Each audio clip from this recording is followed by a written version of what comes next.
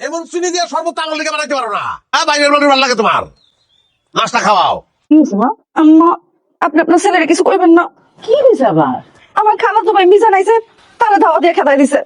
এরপরে সে কামের থেকে সুজন আইছে, তাগরেও ধাওয়া দিয়ে খেদাই দিছে। আল্লাহ, এখন যে কথা কইতাছে তাতে আমার ঘরে বন্ধু হয়ে ধারণ লাগবো। কাশেম কই? এই যে কাসেম, কি করবে কও, কি বিচার দিছে? তুই কি করছিস সেটা? ওর খালাপ তো ভাই আসছিল, তুই নাকি দাওয়া দিয়ে বাইর করে দিছ। ওরে দাওয়াইতাম না, কি করতাম? হয়তো আইসা আমার সংসারটা ধ্বংস করার লিগা। মিস্টার কথা কইতাছে আম্মা।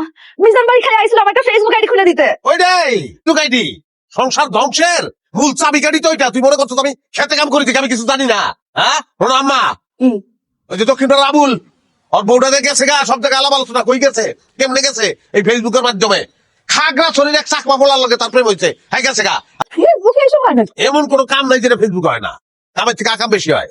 এই যে গ্রামে মহিলারা ঝগড়া করে না, ওইটা একটা ঝগড়ার আখড়া। ফেসবুকের ভিতরে কমেন্টে ঝগড়া হয়, ওই ঝগড়া আরো ভয়ঙ্কর।